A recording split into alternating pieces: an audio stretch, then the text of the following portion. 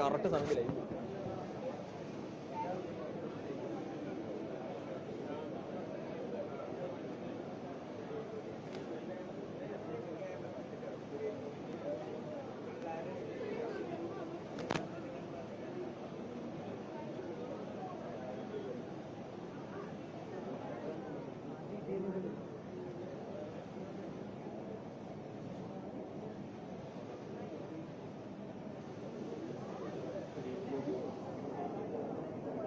രാജൻ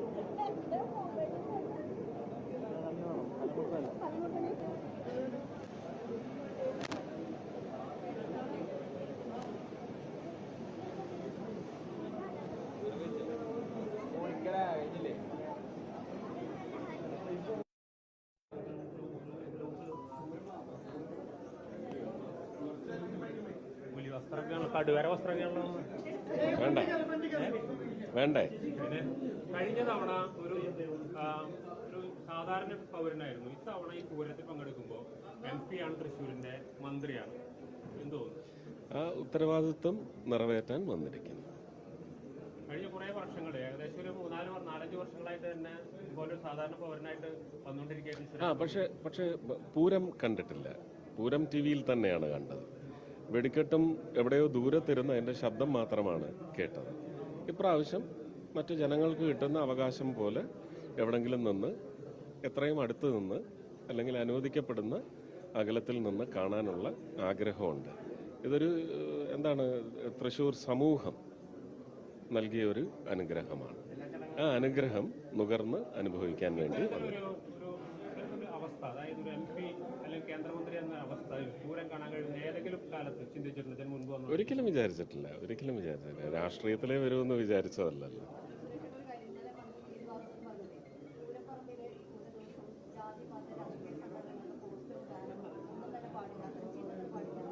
ഒരു കണക്കിനത് നല്ലതാണ്. പക്ഷെ അത് ഏതൊക്കെയാണ് അതിൻ്റെ പ്രദേശങ്ങൾ എന്നുള്ളത് ഒന്നുകൂടി വ്യക്തമാക്കേണ്ടതുണ്ട്. അത് അദ്ദേഹവുമായിട്ട് ഇന്ന് ഉച്ചയ്ക്ക് കാണുന്നുണ്ട്. സംസാരിച്ചതിന് ശേഷം അദ്ദേഹം പറയും.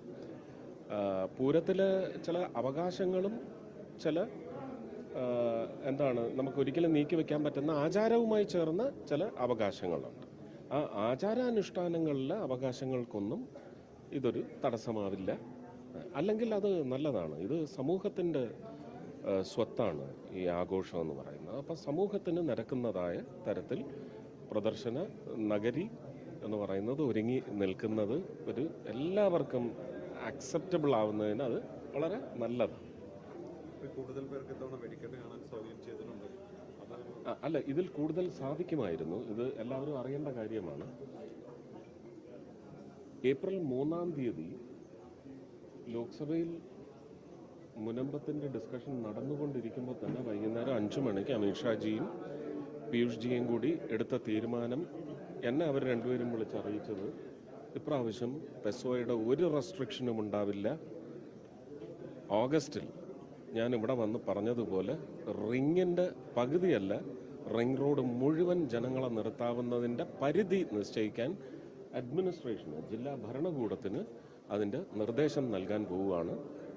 4-ാം തീയതി പാർലമെൻറ്റ് ക്ലോസ് ചെയ്ത് കഴിഞ്ഞാൽ അതിൻ്റെ നടപടിക്രമങ്ങൾ സ്വീകരിക്കും. 2-ാം തീയതിയാണ് ഈ തീരുമാനം ഉണ്ടാകുന്നത്. അന്ന് രാത്രിയാണ് ഒരു സംസ്ഥാനത്ത് വെടിക്കെട്ട് അപകടത്തിൽ 18 പേര് മരിക്കുന്നത്.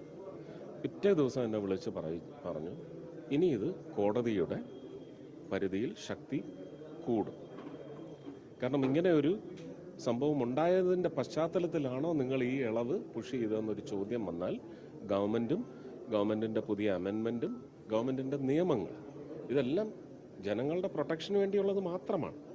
അല്ലാതെ വേറെ ഒന്നും ഉദ്ദേശിച്ചിട്ടില്ല. ആരും ഇത് കാണാൻ പാടില്ല, ഇത് രസിക്കാൻ പാടില്ല എന്ന് പറയുന്ന ഒരു നിയമമല്ല. സേഫ്റ്റി ആൻഡ് പ്രൊട്ടക്ഷൻ അതൊരു ഗവൺമെൻറ്റിൻ്റെ ഉത്തരവാദിത്തമാണ്. അത് കേരള ഗവൺമെൻറ്റിൻ്റെ ഉത്തരവാദിത്വമാണ്. അല്ലെങ്കിൽ അവർക്ക് അതിൻ്റെ ഉത്തരവാദിത്വം ഏറ്റെടുത്തുകൊണ്ട് അത് ചെയ്യാൻ സാധിക്കണം. അപ്പോൾ അതിന് ചില ഇളവുകൾ പിന്നീട് സംസാരിച്ചതിൻ്റെ പശ്ചാത്തലത്തിൽ ജില്ലാ ഭരണകൂടത്തിന് അതിൻ്റെ പൂർണ്ണ ഉത്തരവാദിത്വം നൽകിക്കൊണ്ടാണ് ഇപ്പോൾ ഈ ഇളവുകൾ വന്നിട്ടുള്ളത്.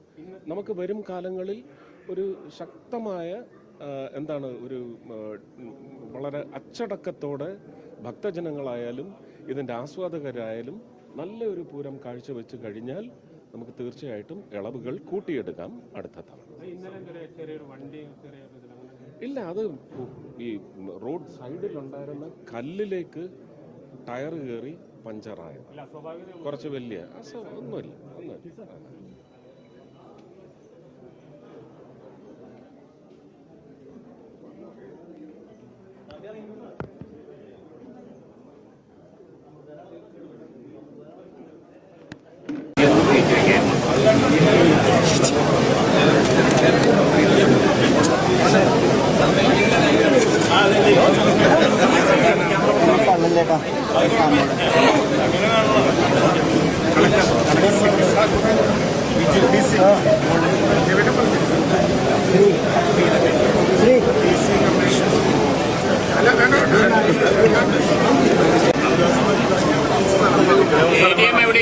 നന്ദേട്ടാ കാണില്ല, മുഖം കാണില്ല. ഗിരി ഡോക്ടർ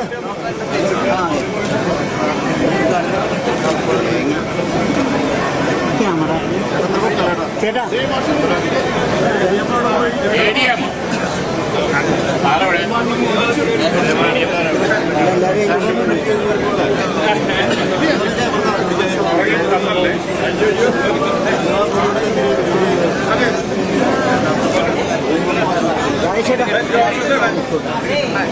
കിട്ടുന്ന